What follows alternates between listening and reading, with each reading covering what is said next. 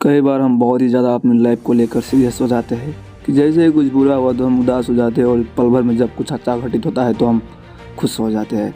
हमारे विचार बहुत ही जल्द बदल जाते हैं। हम ये नहीं सोचते कि जो कुछ घटित हुआ है वो हमारे लिए अच्छा है या बुरा है। हमारे साथ घटी घटना का भविष्य में क्या प्रभाव पड़ेगा ये हमें खुद पता नहीं होता। तो आज ये कहानी आपको कठिन परिस्थितियों में धैर्य का महत्व सिखाएगा। तो इस वीडियो को पूरा लास्ट तक देखना, जिससे आपको ये पता लग सके कि आपको अपनी कठिन परिस्थितियों में आपको कैसा रहना है और आपको क्या करना है। तो चलिए शुरू करते हैं। एक समय की बात है, एक किसान था जिसके पास एक घोड़ा था।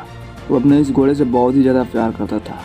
उसे अपने घोड़े पर बहुत ही गर्व था, जो कि किसान का कमाई का जरिया भी था।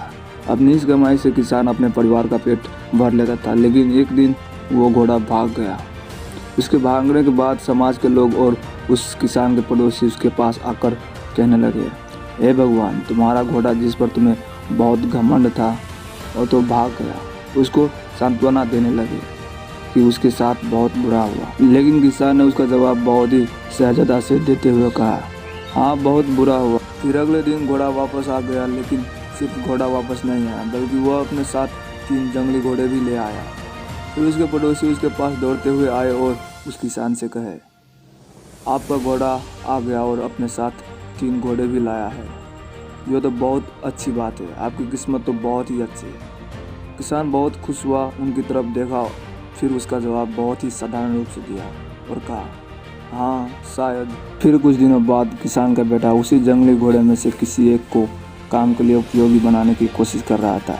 लेकिन इसी कोशिश के दौरान घोड़े ने उसे ज़मीन पर पटक दिया और उसका पैर बुरी तरह से टूट गया। उसके पड़ोसी उससे कहने लगे, इस पागल घोड़े ने देखो तुम्हारे बेटे के साथ क्या किया है, उसका पैर तोड़ दिया। यह तो बहुत ही बुरा हुआ। किसान दुखी हुआ और फिर से उसी तरह जवाब दिया और कहा, हाँ, शायद मेरे बेटे के साथ गलत हुआ। फिर अगले दिन सेना के कुछ जवान उस किसान के घर आते हैं और जंग छिड़ने के कारण नए जवानों की भर्ती कर रहे होते हैं।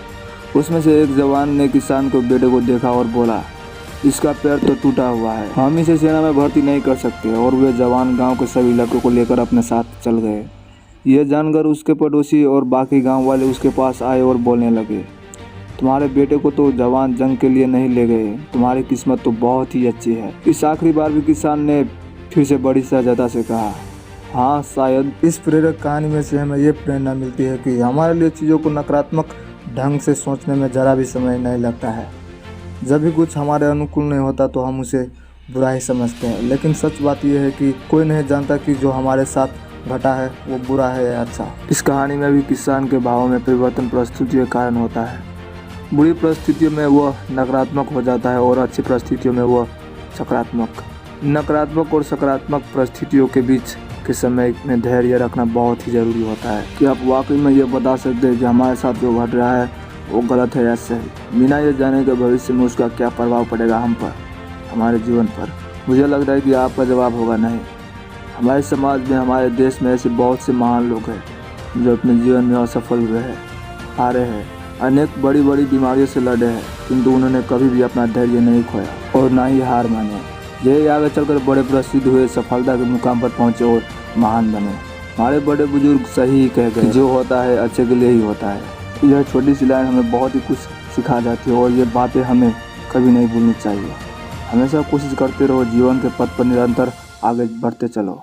आपको बस ये करना है, किसी बात को लेकर ज़्यादा परेशान नहीं होना है, अपने आप को शांत रखना है, अपने काम से काम रखना है।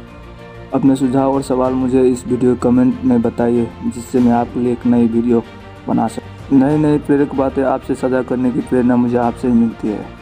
बस आपको इस चैनल को सब्सक्राइब कर देना है और इस वीडियो को शेयर कर देना है, जिससे मेरा वीडियो आप जैसे बहुत ही लोगों के पास पहुँचे और आपके लिए ऐसे ही नए वीडियो लाता रहूँ।